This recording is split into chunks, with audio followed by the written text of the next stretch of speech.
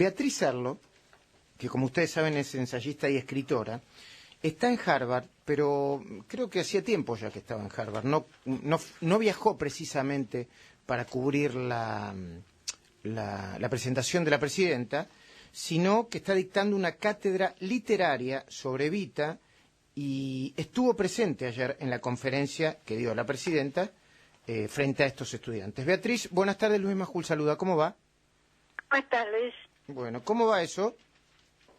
Bien, bien, estoy acá dando clases desde hace 3 semanas y me quedo hasta fin de noviembre. ¿Y pudiste abstraerte de tu trabajo o de la preparación de tu trabajo para hacer una visita a las preguntas, bueno, al momento que se vivió con los chicos, parezco la presidenta, con los estudiantes de Harvard, preguntándole a la presidenta? Sí, bueno, me preocupé por conseguir la entrada porque era bastante difícil conseguir una entrada, fue a sorteo la entrada, pero sí tenía una entrada y estuve allí todo el tiempo en la conferencia y en las preguntas. O sea que es una mirada la tuya de primera mano. De cuarta fila te diría, donde estuve sentada. Bueno, ¿qué primera mirada tenés de lo que sucedió sobre lo que sucedió ayer? Las preguntas que se le hicieron y las respuestas que dio la presidenta. Bueno, la primera cosa que hay que decir es que ahí no estaba nada organizado. Digamos, le pregunté a mucha gente que conoce la universidad, me señaló que esos chicos habían sido estudiantes de ellos y que los conocían. No había nada organizado, ni mucho menos periodistas argentinos dándole preguntas a los estudiantes de Harvard, cosa que es completamente inverosímil. ¿Por qué inverosímil, Beatriz? ¿Por qué inverosímil?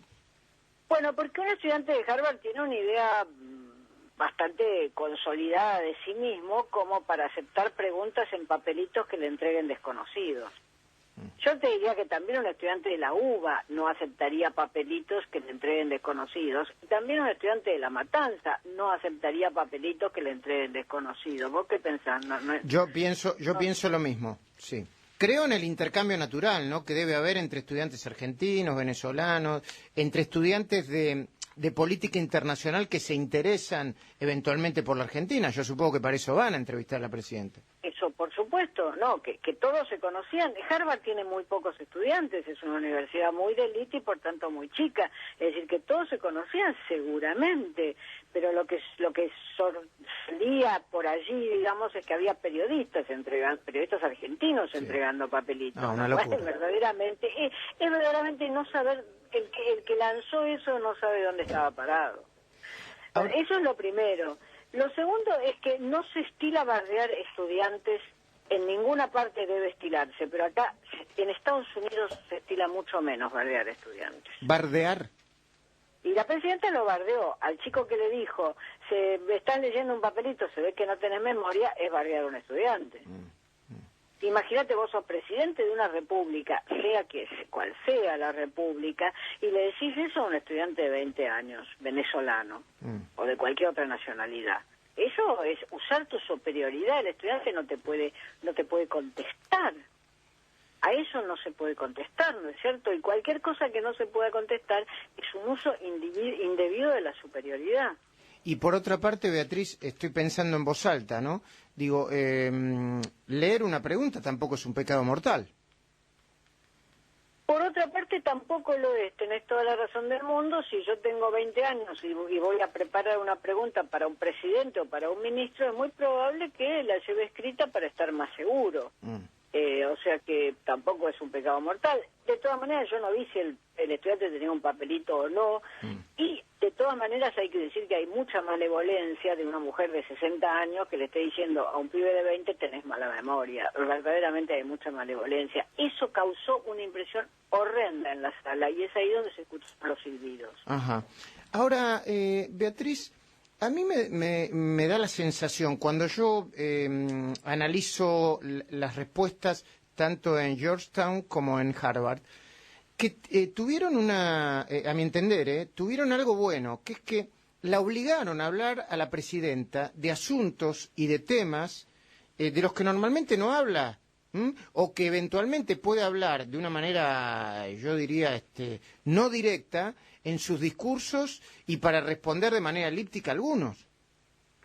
Sí, en efecto, ella ahí se ve obligada, como cualquier orador en una universidad, se ve obligada a responder preguntas y efectivamente tuvo que abordar temas, por ejemplo, el tema del dólar, que abordó de manera más detallada, digamos, tuvo que abordarlo de un modo que no lo aborda en Argentina. El tema de la ley de medios también, porque ahí ella dijo una cosa que si lo hubiera sabido aprovechar, hubiera quedado muy bien, que es que la ley de medios es antimonopólica del mismo modo que es la ley norteamericana, que impide que un medio de comunicación gráfico tenga canales. Eso hubiera sido perfecto. Ahora, ella no puede parar, entonces siguió diciendo que periodistas encausados por espionaje. Es decir, no puede parar. Dice algo que está bien y luego continúa en algo que la gente no entiende. Imagínate vos a 10.000 millas de distancia si vas a entender si hay algún periodista encausado por espionaje y hackeo. Claro, no Ya, entiendo. ahí está, no se entiende. Hay que aportar más contexto. Ahora, Beatriz, déjame que te haga esta pregunta porque es una sospecha que tengo y me gustaría que vos, que tenés capacidad para analizar esto, me lo hagas comprender mejor, ¿no? Porque todavía yo no lo tengo bien asimilado. A mí me parece que lo que probó esto es que cuando un partido político, una mujer, un proyecto, tiene un discurso único y sin grietas y sin fisura, que baja sin ningún tipo de matiz a la militancia o a su núcleo duro, cuando se empieza a confrontar a través de preguntas con la realidad, empieza a temblar todo el andamiaje discursivo. No estoy hablando de que se van a quedar sin palabras o que Carta Abierta va a desaparecer mañana. Pero se empieza a suceder algo de movimiento, ¿no? Por ahí. Quería escuchar lo que me decía en ese sentido, ¿no? Porque tenía esa sospecha yo, ¿no? Que la idea de que cuando te empiezan a preguntar y vos estás obligado a responder sobre cosas que no respondías, o que antes vos las presentabas con clichés o con títulos que son muy asimilables para la militancia, pero no para todo el mundo, se te empiezan a poner complicada el asunto, se te empieza a poner complicada la realidad. Una conferencia en Estados Unidos y en general en todas las partes, también en Argentina, siempre está seguida de preguntas, o sea que Cristina, si quería dar la conferencia en Harvard y tenía muchísimo interés en darla porque Dilma había estado en Harvard, tenía que aceptar preguntas. Ahora, lo que sucede es que ella no está acostumbrada a ser interrogada. Ni siquiera por estudiante de 20 años, diría ella. Claro. Entonces no tiene el entrenamiento de responder. Puede, desde el punto de vista político, responder. De hecho, cuando respondió sobre el dólar, respondió. La respuesta es coherente. Lo mismo que dijo cuando respondió sobre los monopolios mediáticos.